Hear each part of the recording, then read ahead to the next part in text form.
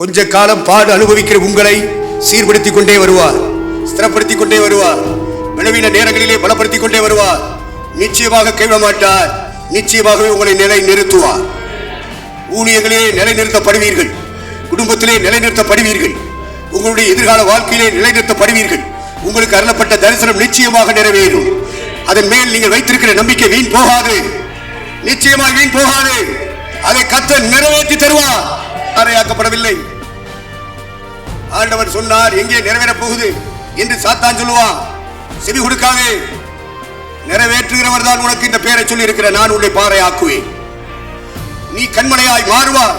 அசைந்து கொண்டிருக்கிற வாழ்க்கை இனி அந்த வாழ்க்கை உனக்கு சொந்தமல்ல. உன்னுடைய வாழ்க்கை பாறை போன்ற வாழ்க்கையாக மாறும். அந்த பாறையின் மேல் நான் திரளான ஜாதிகளை கொண்டு வந்து நிறுத்துவேன், சபையை கட்டுவேன் என்று கர்த்தர் சொல்லுகிறார். இந்த கல்லின் மேல் என் சபையை கட்டுவேன், அதை பாதாளத்தின் வாசல்கள் மேற்கொள்வது இல்லை. எந்த பேயும் பிசாசும் பில்லி சூனிய ஆவிகளும் மாந்திரிக சக்திகளும் உன்னை அசைக்க முடியாது. பயப்படாது. யாரை கண்டு பயப்படுகிறார்? எந்த ஆவிகளை கண்டு பயப்படுகிறார்? பிசாசு கொண்டு வருகிறது மரண பயம், பயப்படாத. வியாதி நோய்கள் அடிக்கடி வருது, தாக்குதே, பயப்படாத.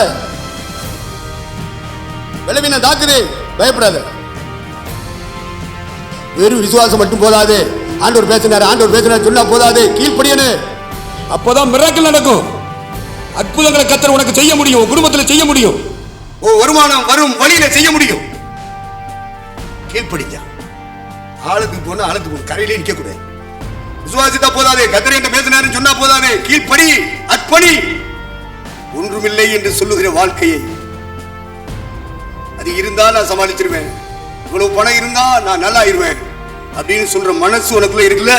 அதனால இந்த ராத்திரி வேளையில சொல்றாரு, நீ போக வேண்டிய தூரம் வரணும், தரிசனத்தின் ஆழத்துக்கு வரணும், அழைப்பின் ஆழத்துக்கு வரணும், உன்னுடைய சொப்பனத்தின் ஆழத்துக்கு வரணும். நீ அர்ப்பணிச்சு அந்த ஆழத்துக்கு வந்துட்ட அப்படின்னா கர்த்தர் உனக்கு அற்புதம் செய்வார்.